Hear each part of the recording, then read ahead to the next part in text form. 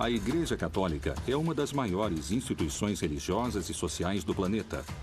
Por causa da sua estrutura hierárquica, da organização do trabalho, da administração do patrimônio e das suas atividades lucrativas, muitos a consideram como uma das empresas internacionais mais importantes. La Chiesa oggi si muove come una merchant bank. Qual é o verdadeiro poder econômico dessa instituição? Como foi que ela gerou tanta riqueza? Nella Banca Vaticana sono stati riciclati i soldi della mafia.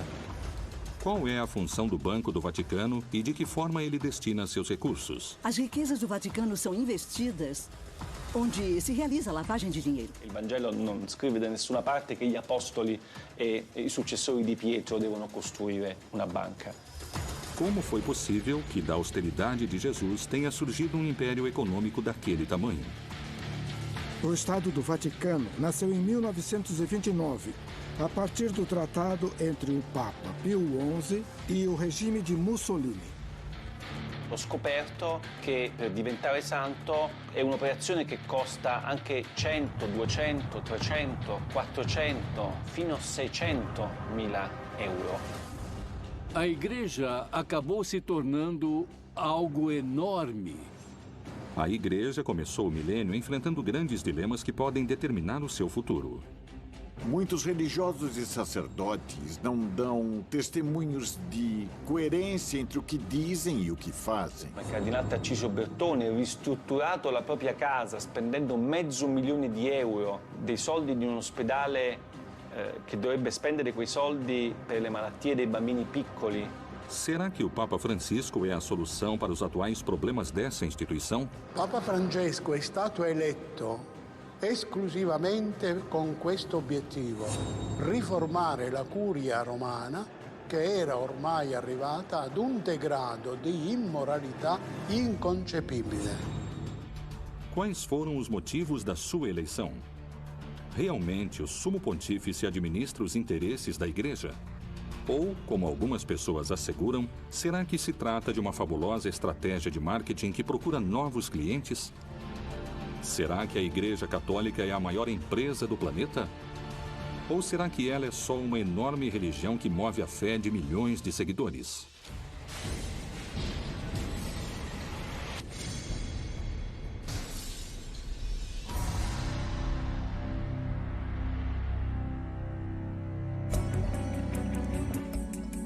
As fontes da riqueza e os ingressos monetários da Igreja são muitos e provêm de uma enorme lista de formas arrecadatórias. Esmolas, dízimos, primícias, pagamentos da administração dos sacramentos, batismos, casamentos, crismas, extrema-unção, heranças de particulares, aluguéis, investimentos e muitas coisas mais. Diferentes vozes críticas asseguram que a Igreja acumula em ouro o maior tesouro do mundo. Il Vaticano ha una ricchezza che vale oggi intorno ai 15 miliardi di euro, che sono più di 16-17 miliardi di dollari americani. Ed è una ricchezza che viene divisa in una parte finanziaria e una ricchezza immobiliare. Il patrimonio immobiliare a Roma vale più di 4 miliardi di euro. Mas como e de que forma nasce essa instituição e sua riqueza? O papado que existe a partir do começo do cristianismo, do século I, e, acima de tudo, aquele que existe a partir do século VI, vai ter cada vez mais riquezas ao longo da vida medieval. Por isso, nos séculos XIV e XV, acredita-se que 1/3 ou 1/4 de todas as terras europeias pertenciam ao papado. O Papa, que está em Roma, tem mais territórios do que qualquer rei ou governante da Europa nos séculos XIV e XV. Que motivo a Igreja usa para defender e conservar os tesouros artísticos e culturais de valor incalculável que ela possui? A Igreja tem a responsabilidade de cuidar do patrimônio artístico e o patrimônio humano, porque eles são nossas raízes. São um tesouro que ninguém pode tirar de nós. Seria uma pena se fossem perdidos por descuido. A Igreja tem o trabalho de preservar o patrimônio artístico e cultural. E muitas vezes ela não tem recursos para fazer isto. E é uma pena que nem sempre possam cuidar dessas obras de arte como elas merecem. Le carte dimostrano che il Vaticano ha proprietà immobiliari importanti anche in Inghilterra, a Londra per la precisione, a Bond Street, una delle vie più eleganti, è quasi tutta del Vaticano. Il negozio dove c'è Bulgari è di proprietà del Vaticano.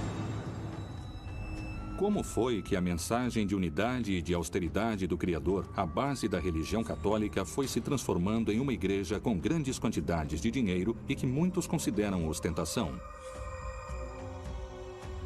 Uma das perguntas é: até que ponto as igrejas católicas usaram o conceito de humildade determinado por Jesus? Um homem chamado Nietzsche, no seu livro intitulado O Anticristo, fala o seguinte: em toda a história da humanidade só houve um cristão, Cristo. Isso quer dizer que, se você está falando em humildade, essa mensagem não tinha sido levada em consideração. La Chiesa, per essere più umile, deve essere più povera. Anzi, deve essere povera.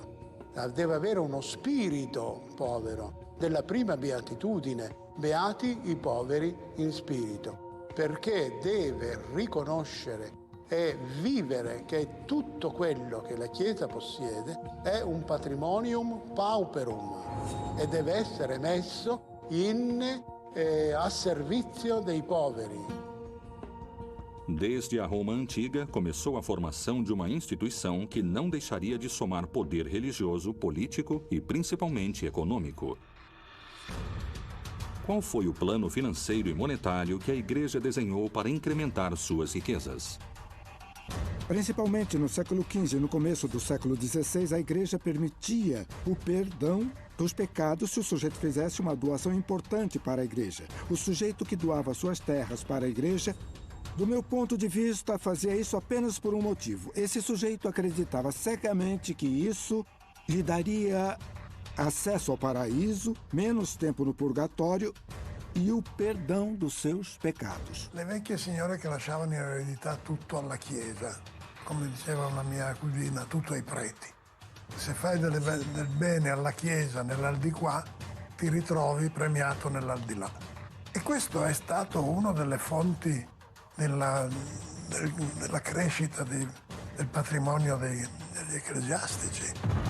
A Igreja vai investir seu dinheiro em todo tipo de empresas e por isso constantemente vai chegar dinheiro nos bolsos de Roma. E por isso se considera que no século XX e também no XXI, o papado tem muito dinheiro. E aquilo deu origem a todo tipo de teorias, mais conspiratórias ou menos conspiratórias.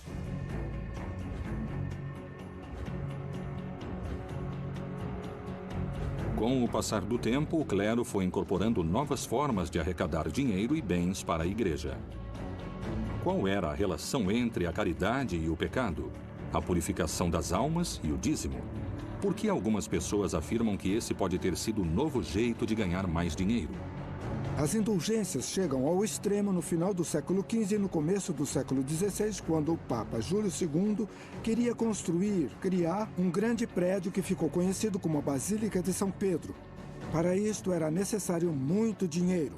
Então a pessoa ia lá, pagava uma cifra determinada e com isto seus pecados, de certa forma, diminuíam.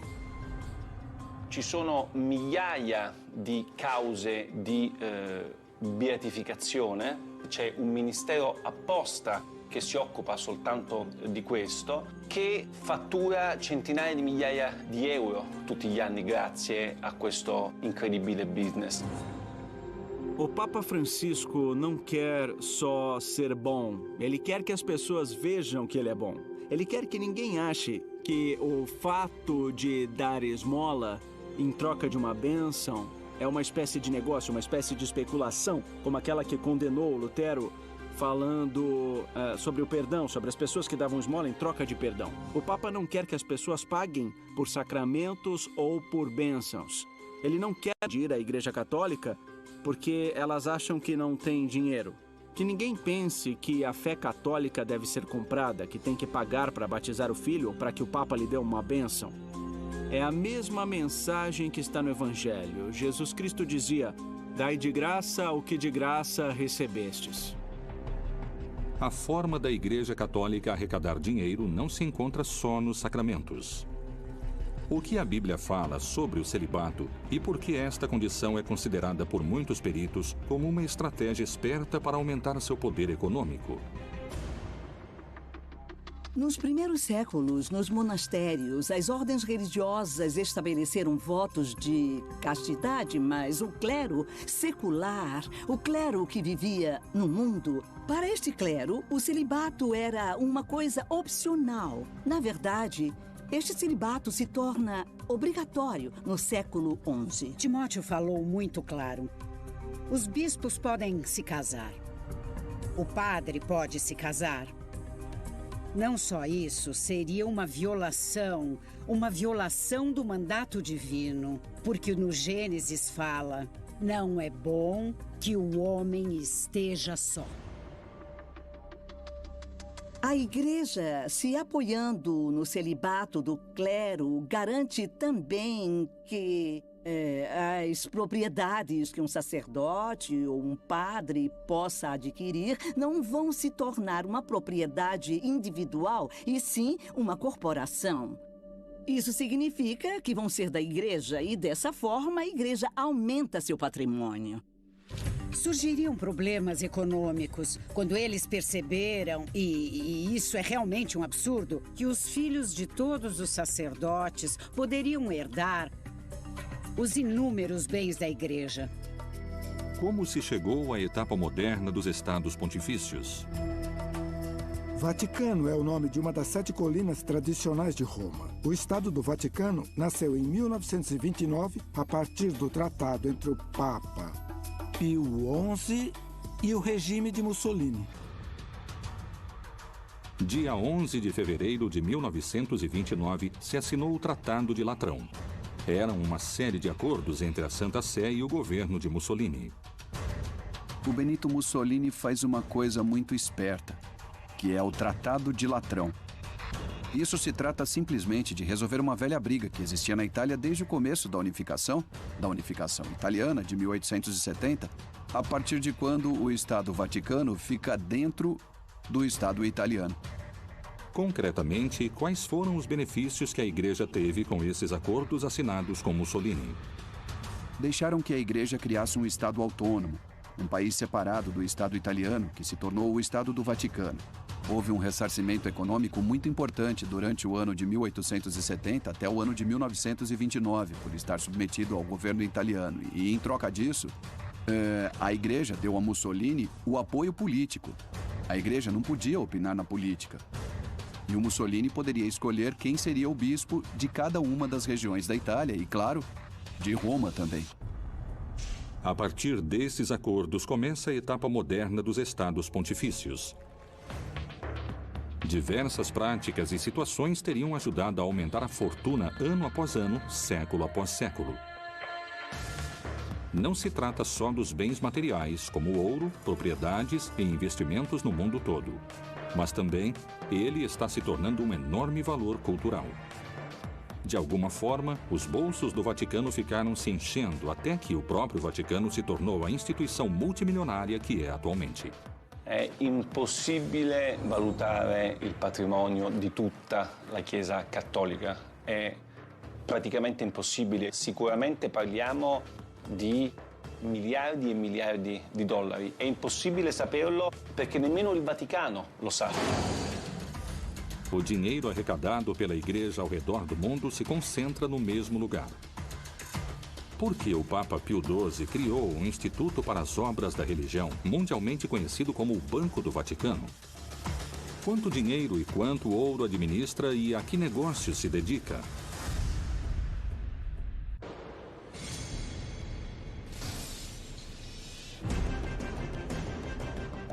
A incalculável fortuna da Igreja Católica se manteve em segredo entre os fiéis e as autoridades eclesiásticas. O que é exatamente o Banco do Vaticano e o que ele faz além de arrecadar? O Banco do Vaticano é uma instituição que foi criada para que as ordens religiosas, as instituições católicas, não tivessem seu patrimônio em poder de outros bancos que poderiam usar esse patrimônio para investimentos não éticos, talvez investimentos em armas ou na indústria farmacêutica especulativa, e também para facilitar as transações econômicas nos países em que a Igreja era perseguida. Non solo, il Vaticano ha moltissimi soldi che vengono fatti da donazioni, tipo l'obolo di San Pietro, o attraverso i guadagni che sono fatti dalla sua banca, i guadagni finanziari come lo IOR. Anche in questo caso questi soldi vengono gestiti in maniera secondo me piuttosto discutibile. L'obolo di San Pietro, per esempio, è una donazione che i fedeli di tutto il mondo fanno direttamente al Papa. Que benefícios econômicos teve a Igreja Católica com o Banco do Vaticano como ferramenta de investimento e arrecadação? As riquezas do Vaticano também são investidas em empresas onde, por meio de estudos das redes bancárias, podemos ver que si realizza lavagem di dinheiro. Nella Banca Vaticana sono stati riciclati i soldi della mafia, come ha dimostrato il Tribunale di Roma.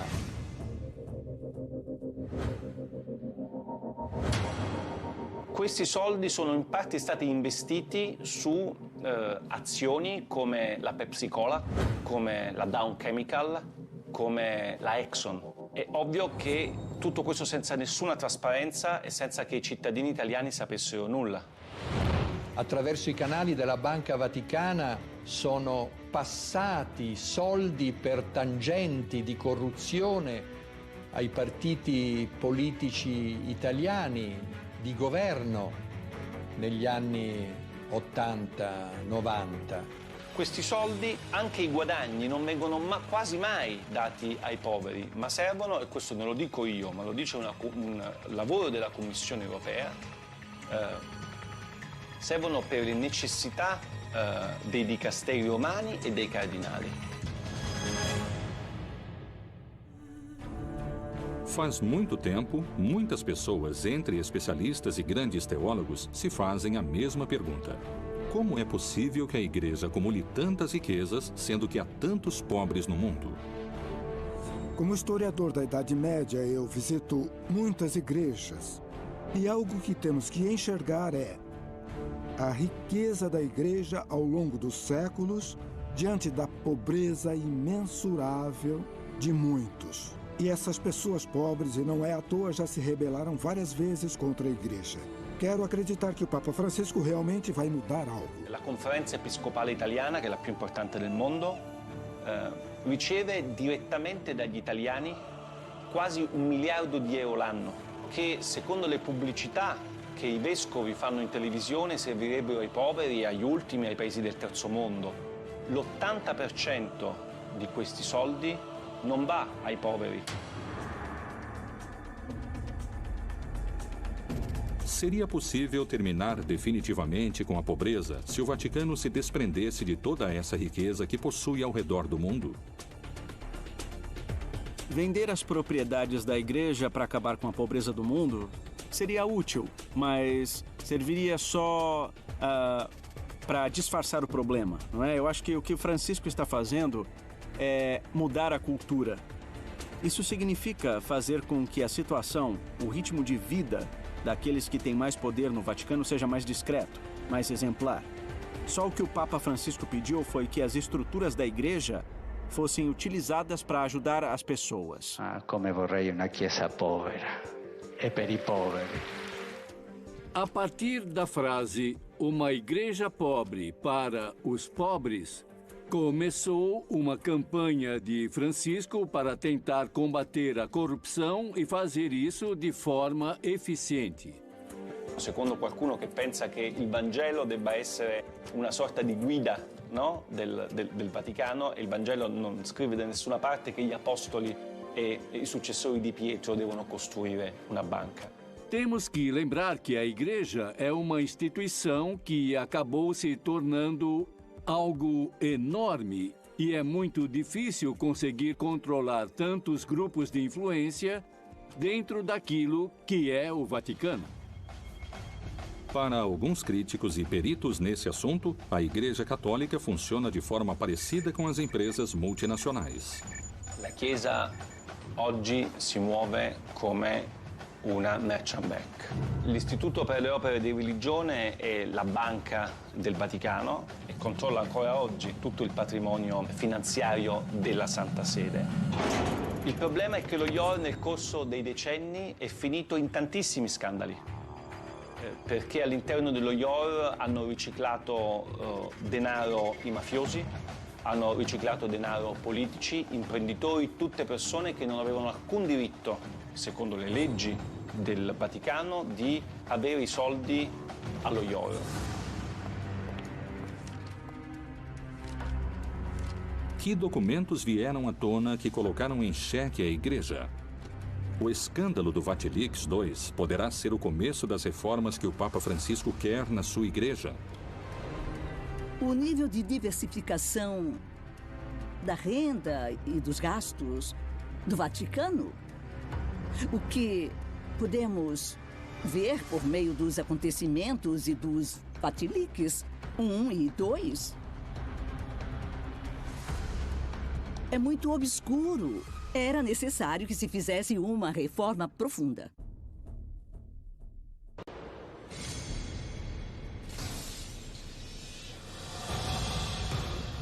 Em 2015, o Vaticano sofreu um novo e polêmico vazamento de documentos secretos. Esse acontecimento ficou conhecido como Vatilix II, em alusão a um escândalo parecido que aconteceu em 2012, quando uma parte da correspondência do Papa Bento XVI foi exposta. Os novos vazamentos, diferentemente dos primeiros, revelam todo tipo de irregolaridades nas finanças do Vaticano. Il Vatilix 2 è stato lo scandalo del 2015, state parlando con uno dei protagonisti dello scandalo perché io ho pubblicato nel mio libro una serie di documenti che di carattere finanziario e economico che per la prima volta hanno raccontato la reale ricchezza del Vaticano e come questi soldi in Vaticano vengono gestiti, i soldi delle donazioni, i soldi che sono presenti all'APSA, gli immobili che il Vaticano controlla. Os dados do vazamento Vatilix II são muito interessantes porque são a prova da situação em que o Papa Francisco se encontrava antes da reforma. Na verdade, são um tesouro. O escândalo financeiro Vatilix II revela documentos que foram publicados em 2 livros. Num deles, o autor Emiliano Fittipaldi denuncia irregularidades de todo tipo nas finanças da Santa Sé, apresentando o Vaticano com grandes problemas econômicos. Um buraco negro no sistema de pensões, corrupção por parte da Cúria, desvio de fundos e a completa ausência de transparência nos balanços da Santa Sé. Secondo il Vaticano sono state 2 le persone che mi hanno dato queste carte, Monsignor Valeco Balda, che è un monsignore spagnolo che era il segretario di questa commissione d'inchiesta, e Francesca Immacolata Chaqui, che era il membro di questa commissione. Essas 2 pessoas que foram contratadas pelo Vaticano para ajudar o Papa a fazer a reforma da Cúria Romana, essas pessoas se desviaram do caminho e fizeram algo que não deviam fazer. Todos os documentos secretos, os dossiês que o Papa devia ler para pensar nas medidas que deveria tomar, se tornaram públicos. Queste 2 persone sono state arrestate 5 giorni prima la pubblicazione del mio libro e del libro Via Crucis di Nuzzi. Sono state arrestate perché sono state accusate di aver divulgato informazioni riservate e aver messo a rischio l'interesse della patria. Così dice la legge Vaticano. Os vazamentos desses documentos tornam a Santa Sé inocente ou culpada desse enorme escândalo. Quando eles foram publicados, já tinham se passado muitos meses depois que começaram a realizar algumas medidas para evitar esses problemas. Por isso, algumas pessoas consideraram que o vazamento desses documentos era uma forma de parar com essa reforma. E para outros, paradoxalmente, era uma forma de apoiá-la. Para o Papa Francisco, isto foi uma traição. Foi uma punhalada pelas costas. Vorrei dirvi anzitutto che rubare quei documenti è un reato. è un atto deplorevole che non aiuta. Quais são os fatos mais escandalosos que o Vatilix expôs? Cardinali di cui ho raccontato nel libro hanno, come il cardinale Tarcisio Bertone, ristrutturato la propria casa spendendo €500.000, dei soldi di un ospedale che dovrebbe spendere quei soldi per le malattie dei bambini piccoli. Invece lui ha preso, questi soldi sono stati dati al cardinale Bertone per ristrutturare la sua casa da 300 metri quadri. Il cardinale resta ancora, mentre parliamo, nell'attico, a godersi un attico bellissimo con un sistema Bose da €30.000 e con i marmi di Carrara nei bagni, mentre Valleco-Balda, che ha soltanto dato queste informazioni, è in galera. Mi sembra, molto contraddittorio come tipo di azione da parte del Vaticano. Durante todo esse processo, aquilo que veio à tona foi que tudo isto era uma história de uma superficialidade quase insultante. Será que as revelações dos documentos vazados ajudaram a Igreja Católica na sua tentativa de demonstrar transparência? Ou isto foi um golpe para a fé que faria a Igreja perder fiéis ao redor do mundo? Rapidamente, os vazamentos enfraquecem o papado. Isto é, se nós tornarmos públicos os pecados de alguns sacerdotes, vamos estragar o prestígio dessa instituição tão valiosa que é a Igreja Católica. E vamos enfraquecer a fé, que é muito importante e valiosa para nossos crentes. É mais conveniente para a Igreja Católica salvar o prestígio dela, e é mais vantajoso esconder essas coisas do que revelar tudo. Io non credo che il Vatilix sia stato un male necessario per una riforma del Vaticano, semplicemente perché io penso che il Vatilix non sia stato un male, perché io penso che qualsiasi istituzione, soprattutto un'istituzione morale e religiosa come la Chiesa Cattolica, abbia solo che da beneficiare di una assoluta trasparenza. Non ci devono essere segreti. Esse tipo de vazamento sair à tona, por um lado, é inevitável nesse mundo das comunicações, onde nada pode se manter em segredo. Uma hora iam sair à tona. A curto prazo, isso pode desestabilizar a instituição, mas a longo prazo pode beneficiá-la. Qual foi a reação e quais foram as medidas que o Papa Francisco tomou quando os alicerces da sua instituição foram sacudidos pelo vazamento desses documentos secretos? A reforma que o Papa Francisco realizou para ter transparência nas contas do Vaticano, para fazer com que nenhum delinquente pudesse se aproveitar das instituições do Vaticano, para mim é irreversível.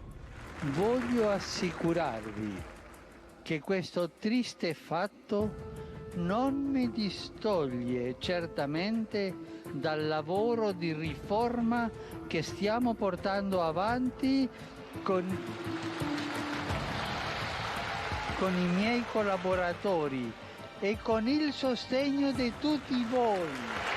Então, chegou o Papa Francisco e disse uma coisa importante, que a reestruturação da Santa Sé não deveria ser um trabalho da Cúria, e sim de órgãos externos que são os responsáveis por propor as mudanças que poderiam ser feitas. Eu acho que não tem jeito de deter essa reforma.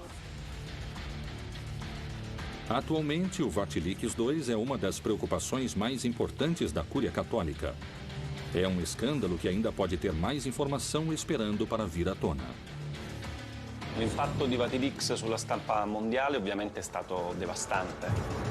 Mai prima erano usciti documenti riservati così importanti, soprattutto che riguardavano aspetti contemporanei della Chiesa. Io penso che la Chiesa debba smettere di lavare i panni sporchi dietro le mura leonine. Será que esses casos de corrupção podem afastar os fiéis da religião?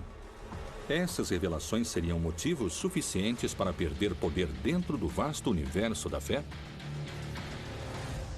Hoje, um grande problema da Igreja Católica é que a autoridade perdeu a capacidade de criar credibilidade, de criar obediência e de criar continuidade. O que acontece é que a hierarquia católica e muitos religiosos e sacerdotes não dão testemunhos de fé e não há coerência entre o que eles dizem e o que fazem. Se a igreja quiser recuperar a credibilidade e a legitimidade, ela tem que enxergar os problemas e começar a solucionar, senão... Porque enquanto os problemas ficarem escondidos, eles vão se tornar uma panela de pressão. Os mesmos peritos que percebem a quantidade de fiéis perdidos por causa desses escândalos acusam a igreja de utilizar estratégias de marketing para recuperá-los. Até que ponto essas declarações são verdadeiras? Quais seriam as ações usadas para conseguir esses objetivos?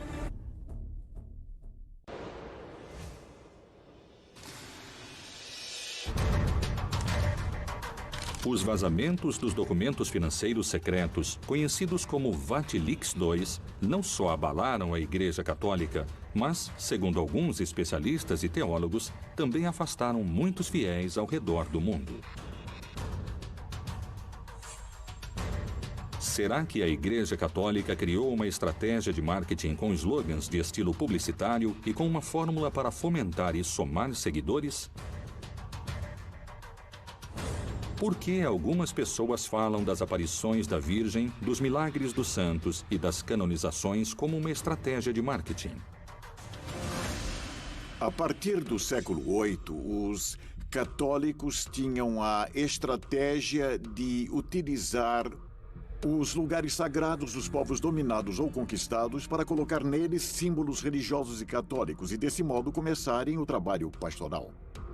Conforme a Igreja ia evoluindo nos últimos anos, os papas destacaram cada vez mais a necessidade de levar santos a todas as comunidades. Aproximadamente no ano de 1357, numa igreja da França, começou a se exibir um manto com o corpo e o rosto de Jesus impressos. Depois deram esse manto à Santa Sé e ela o deixou na Catedral de Turim. Rapidamente, o sucesso trouxe um grande número de fiéis e também de detratores.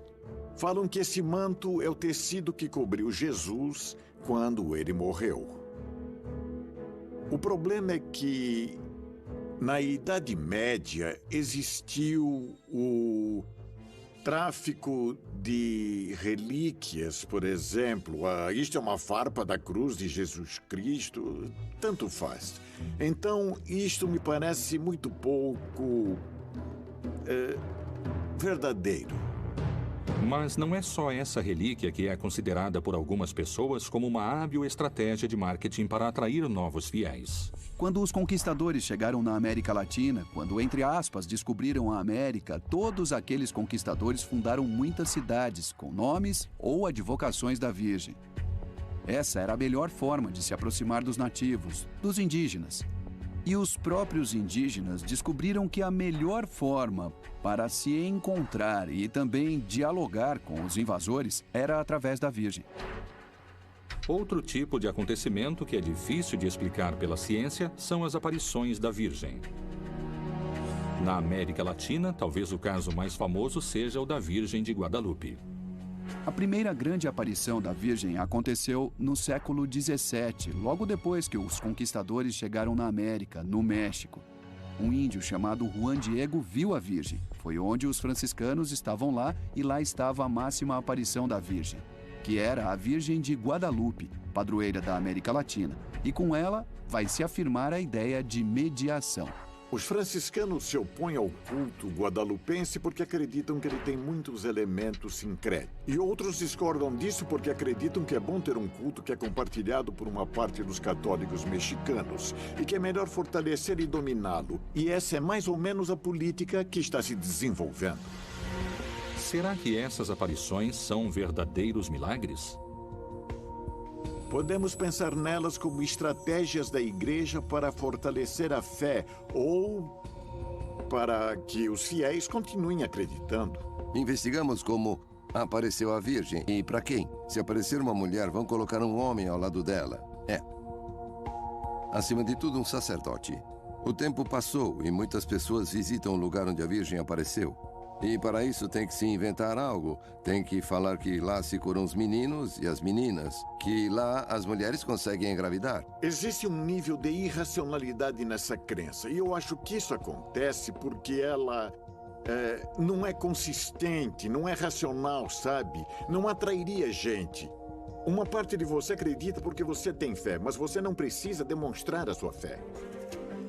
Por que tem aqueles que consideram as canonizações também como um instrumento de atração de novos fiéis? É assim, as canonizações consistem nisso. A igreja propõe um modelo do bom cristão. A igreja diz, olhem, esse homem se comportou como um herói da fé e é um homem ou uma mulher que vale a pena imitar. No começo, cada uma das comunidades cristãs canonizava seus mártires. E depois a igreja começou a controlar esse processo. E agora tem uma série de provas e etc. E a partir do Concílio Vaticano II criaram-se outros requisitos, entre eles provar a existência do santo, a existência física da pessoa. Poucas pessoas sabem que este procedimento tem um custo econômico elevado e que isto significa um incremento elevado nos bolsos da igreja. La storia della fabbrica dei santi è una delle più incredibili che ho scoperto con la mia inchiesta, perché io pensavo che per diventare santo fosse un'operazione che la Chiesa faceva in maniera gratuita. E invece ho scoperto che per diventare santo è un'operazione che costa anche 100, 200, 300, 400, fino a 600.000 euro. Per me è uno scandalo incredibile quello che ho scoperto.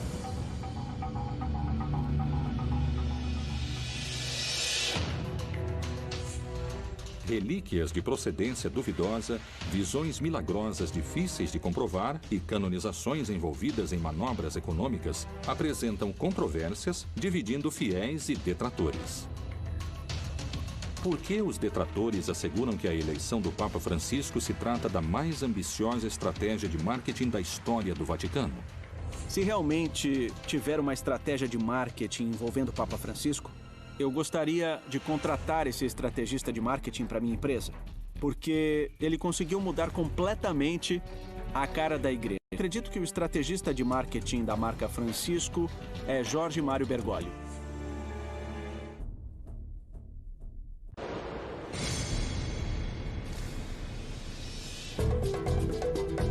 O mundo comenta sobre o estilo Bergoglio. Roma e o Vaticano vendem souvenirs nas ruas e os meios de comunicação no mundo todo falam da papamania. Será que a igreja está gestando uma mudança? Francisco renova a comunicação utilizando as redes sociais e, desse jeito, moderniza a forma de falar com milhares de fiéis ao redor do mundo.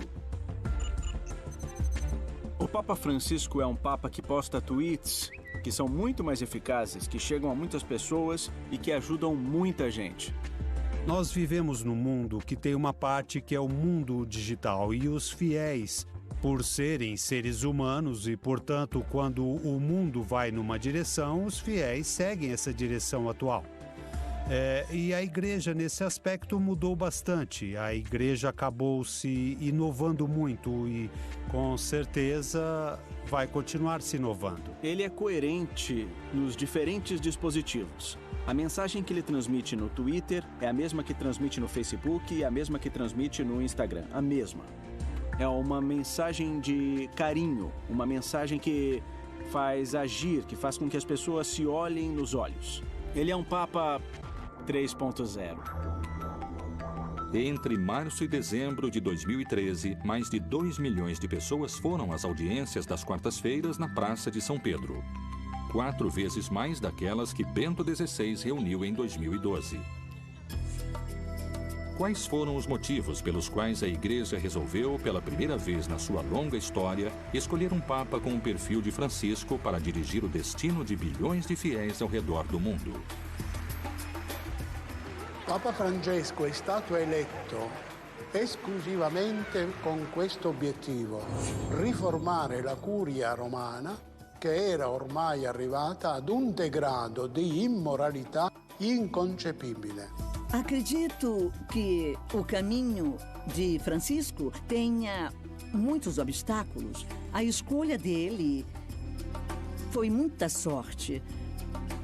Num momento em que a Igreja Católica está envolta em rixas, numa enorme competição interna. I gesti che lui fa sono importanti. Per esempio, pochi si sono resi conto del primo gesto che ha compiuto la stessa notte del 13 febbraio del 2013, quando è stato eletto. Affacciandosi al balcone, non aveva la mantella rossa né la stola con le insegne di Pietro e Paolo, ma era semplicemente vestito di bianco e si è presentato come vescovo di Roma. Muitas pessoas afirmam que as reformas que o Papa Francisco fomenta na Igreja contemporânea estariam mexendo nos alicerces da religião. Respingano inoltre modelli economici disumani che creano nuove forme di povertà ed emarginano i lavoratori e la cultura della morte che svaluta l'immagine di Dio, il Dio della vita, e viola la dignità di ogni uomo, donna e bambino. O Papa Francisco destaca constantemente a necessidade de combater a corrupção. Ele diz que é algo que vai te levar para o inferno.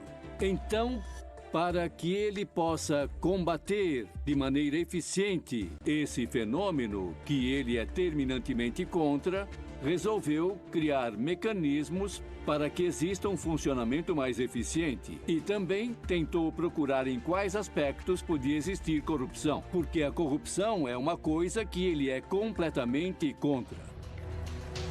As declarações e as ações de Francisco dão volta ao mundo na televisão, nos jornais e na internet. Qual é o discurso que chama tanto a atenção? È necessario affrontare insieme la questione migratoria. Non si può tollerare che il Mar Mediterraneo diventi un grande cimitero. O Papa Francisco, desde que foi eleito Papa, conseguiu se consolidar como uma espécie de consciência da humanidade. Para mim, que sou católico, a revolução que o Papa Francisco está começando me fez mudar o jeito de enxergar as pessoas. La Chiesa povera e per i poveri di cui parla Francesco sia ancora molto lontana dal diventare realtà. La Chiesa è ancora molto ricca, i cardinali sono ancora molto ricchi, lui è l'unico che vive in 20 metri quadri, tutti gli altri continuano a vivere in 300, 400, 500 metri quadri. C'è gente che dice che Francesco è solo un predicatore che fa solamente dell'apostolato, ma Francesco è un papa che governa. A Igreja Católica é uma instituição de dimensões incalculáveis. Se passaram mais de 2000 anos de história desde que foi criada como uma instituição eclesiástica e é colocada por vários peritos à altura das maiores empresas do planeta. Se os santos, as virgens e as canonizações fazem parte do divino, ou se elas são hábeis estratégias de marketing para atrair fiéis, isso continuará sendo um mistério a ser revelado. Para algumas pessoas, é uma empresa com estratégias de marketing que se dedica a abrir contas monetárias sem descanso. Para outras pessoas, significa a salvação da sua alma e a porta ao paraíso, onde vão poder descansar em paz.